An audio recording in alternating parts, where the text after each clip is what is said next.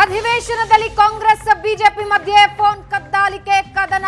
ಸರ್ಕಾರದ ಭಾಷಣವನ್ನ ಓದದೆ ಸದನದಿಂದ ತೆರಳಿದ್ದ ಗವರ್ನರ್ ರಾಜ್ಯಪಾಲರು ಭಾಷಣ ಮಾಡದಂತೆ ಕೇಂದ್ರದಿಂದ ಕರೆ ಮಾಡಿ ಒತ್ತಡ ಅನ್ನೋ ಆರೋಪ. ವಿಧಾನಸಭೆಯಲ್ಲಿ ಕಾನೂನು ಸಚಿವ ಎಚ್ ಕೆ ಪಾಟೀಲ್ ಆರೋಪ ಮಾಡಿದ್ದು, ಕರೆ ಮಾಡಿ ಭಾಷಣ ಮಾಡದೆ ತೆರಳುವಂತೆ ಮಾಡಿದ್ರಿ ಅಂತ ಎಚ್ ಕೆ ಪಾಟೀಲ್ ಹೇಳಿದ್ದಾರೆ. ಸಚಿವ ಎಚ್ ಕೆ ಪಾಟೀಲ್ ಮಾತಿಗೆ ಬಿಜೆಪಿ ಸದಸ್ಯರು ಕೆಂಡಾಮಂಡಲಾಗಿದ್ದಾರೆ. ಯಾರು ಯಾರಿಗೆ ಫೋನ್ ಮಾಡಿದ್ರು ಅಂತ ಸಚಿವರು ಹೇಳ್ತಾ ಇದ್ದಾರೆ. ಹಾಗಾದ್ರೆ ಈ ಸರ್ಕಾರ ರಾಜ್ಯಪಾಲರ ಫೋನ್ ಟ್ಯಾಪಿಂಗ್ ಮಾಡ್ತಾ ಇದೆಯಾ? ದೆಹಲಿಯಿಂದನೂ ಕರೆ ಬರುತ್ತೆ, ಕೇಶವ ಕೃಪಾದಿಂದನೂ ಕರೆ ಬರುತ್ತೆ. ಸದನದಲ್ಲಿ ಗದ್ದಲದ ನಡುವೆಯೇ ಸಚಿವ ಪ್ರಿಯಾಂಕ್ ಖರ್ಗೆ ಹೇಳಿಕೆ. ರಾಜಭವನ ಆರ್ಎಸ್ಎಸ್ ಕಚೇರಿ ಫೋನ್ ಟ್ಯಾಪ್ ಮಾಡ್ತಿದ್ದಾರೆ ಅಂತ ಬಿಜೆಪಿಗರು ಕಿಡಿಕಾರರು. ಉದ್ದೇಶಪೂರ್ವಕವಾಗಿ ರಾಜಭವನದ ಫೋನ್ ಟ್ಯಾಪಿಂಗ್ ಅಲ್ಲಿ ರಾಜ್ಯ ಸರ್ಕಾರ ಕೈ ಹಾಕಿದೆ ಅನ್ನೋದನ್ನ ಮಾನ್ಯ ಕಾನೂನು ಸಚಿವರು ಒಪ್ಪಿಕೊಂಡಿದ್ದಾರೆ. ಇದನ್ನು ಸಹಿಸ್ಕೋಬೇಕು ಅಂದ್ರೆ ಹೆಂಗಾಗುತ್ತೆ ಸರ್? ನಿನ್ನೆನೂ ಅದನ್ನೇ ಹೇಳಿದ್ರು, ಇವತ್ತು ಅದರ ಫೋನ್ ಟ್ಯಾಪಿಂಗ್ ನಡೀತಾ ಇದೆಯಾ? ನಾವ್ ಹೇಳಿದಲ್ಲ, ಅವರೇ ಹೇಳಿದ್ದು. ನಾವ್ ಹೇಳಿದಲ್ಲ, ಅವರೇ ಹೇಳಿದ್ದು. ರಾಜಭವನ ಫೋನ್ ಟ್ಯಾಪಿಂಗ್ ಆಗಿದೆಯಾ? ರಾಜ್ಯಪಾಲರು ಕೇಂದ್ರ ಸರ್ಕಾರದ ಕೈಗೊಂಬೆ ಅಷ್ಟೇ ಮಾಡೋದು, ಆಯ್ತಾ? ಈಗ ಸರ್ ಒಂದೇ ಒಂದು ಪ್ರಶ್ನೆ ಇರೋದು, ರಾಷ್ಟ್ರಗೀತೆಗೆ ತಮ್ಮ ಪ್ರಕಾರ ಅವಮಾನ ಆಗಿದ್ಯಾ ಇಲ್ಲ ಅಷ್ಟೇ ಹೇಳ್ಬಿಡಿ. ಇಲ್ಲ ಒಂದ್ ನಿಮಿಷ ಅಣ್ಣ ಕುತ್ಕೊಳ್ಳಿ.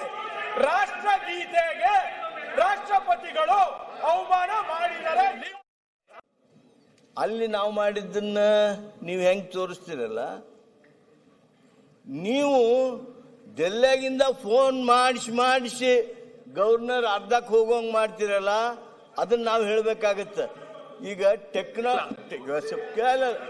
ಕೇಳಿ ಎರಡೇ ಸಲ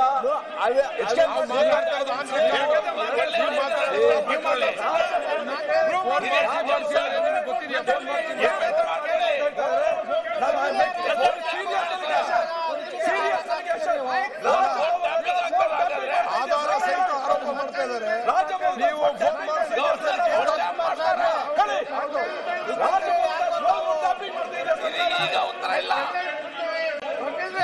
ಈಗ ಮಾತಾಡ್ಲಿಕ್ಕೆ ಆಗ್ತಾ ಇಲ್ಲ ಅವರಿಗೆ. ಅವಕಾಶ ಕೊಡ್ರಿ, ಮಾತಾಡಕ್ಕೆ ಅವಕಾಶ ಕೊಡ್ರಿ. ಹೌದು, ಮಾತಾಡಕ್ಕೆ ಅವಕಾಶ ಕೊಡ್ರಿ. ನಾನು ಮತ್ತೆ ಸ್ಪಷ್ಟಗೊಳಿಸ್ತೇನೆ.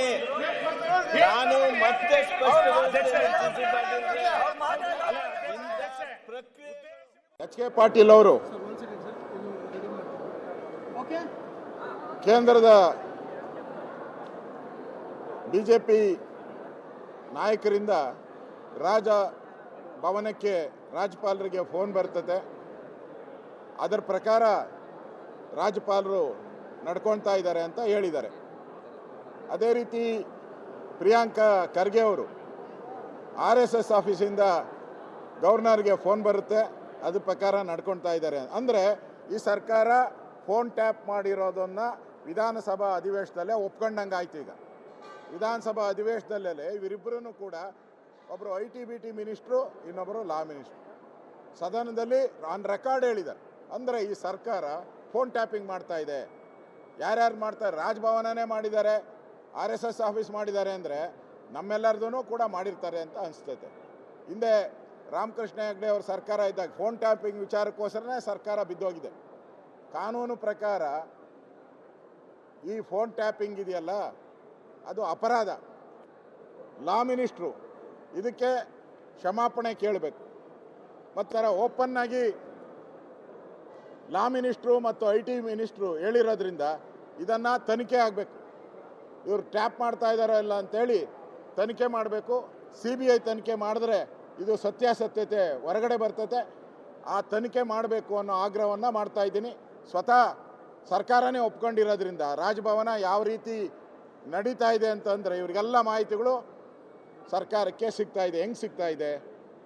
ಫೋನ್ ಟ್ಯಾಪ್ ಮಾಡಿದಿರ ಯಾರ್ಯಾರು ಮಾಡಿದ್ರು ಅಂತ ಪಟ್ಟಿ ಬಿಡುಗಡೆ ಮಾಡಬೇಕು. ಯಾರ್ಯಾರು ಕೇಂದ್ರದ ನಾಯಕರು ರಾಜಭವನಕ್ಕೆ ಫೋನ್ ಮಾಡಿದರು ಪಟ್ಟಿ ಬಿಡುಗಡೆ ಮಾಡಿ. RSS ಆಫಿಂದ ಯಾರ್ಯಾರು ಫೋನ್ ಮಾಡಿದ್ರು ಆ ಪಟ್ಟಿ ಬಿಡುಗಡೆ ಮಾಡಿ ಅಂತೇಳಿ ರಾಜ್ಯ ಸರ್ಕಾರಕ್ಕೆ ಆಗ್ರಹವನ್ನು ಮಾಡ್ತಾಯಿದ್ವಿ.